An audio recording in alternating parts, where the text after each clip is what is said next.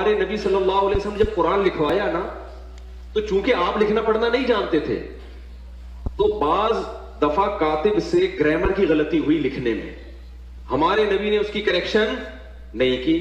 آپ کو نہیں پتا چلا کہ گرامر کے لحاظ سے یہ غلط لکھا ہوا ہے، وہ اب تک اسی طرح لکھا ہوا ہے. سمجھ رہے کہ نہیں سمجھ رہے؟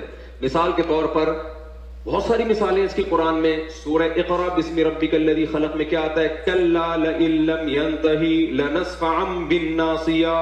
اللہ کہتے ہیں اگر یہ کفر سے باز نہیں آئے ہم ان کو پیشانی کے بالوں سے پکڑیں گے قیامت کے دن. تو یہاں ہے لنصفعا. جتنے بھی علماء یہاں بیٹھے ہوئے ہیں ان کو پتہ ہے لنصفعا یہ لام تاکید ہے اور آخر میں نون تاکید ہے. یہ الف کے ساتھ لکھنا گرامر کے لحاظ سے غلط، کیونکہ تنوین ناؤن پہ آتی ہے، سینٹنس پہ یا فعل پہ تنوین کبھی بھی نہیں آتی. سمجھ میں آ رہی ہے بات کہ نہیں آ رہی ہے؟ لیکن یہاں پر کیا ہے، نبی صلی اللہ علیہ وسلم نے پڑھا نا لنصفعن، جبریل آئی آیت لے کے آپ نے اس کو پروناؤن کیا اپنی زبان سے لنصفعن. تو کاتب نے کیونکہ عن میں آواز نون کی آ رہی ہے تو کاتب نے اس وقت لکھ دیا نون کے بجائے الف ڈال دیا جو تنوین کی علامت ہے. یہ گرامر کے لحاظ سے 100% کیا ہے؟ مسٹیک. یہ گرامر کے لحاظ سے 100% کیا ہے؟ مسٹیک. یہ گرامر کے لحاظ سے 100% کیا ہے؟ مسٹیک.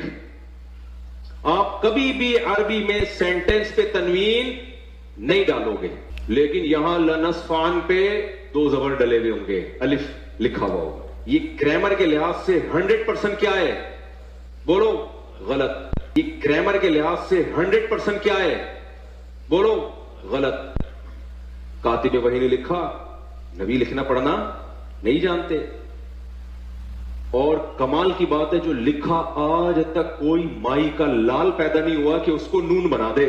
اب کہنے کے لحاظ سے اوپر سے تو لگے گا یہ غلط ہے، لیکن بھائی اللہ نے یہ اس لیے ہونے دیا، بتا دیا کہ محمد صلی اللہ علیہ وسلم واقعی امی تھے.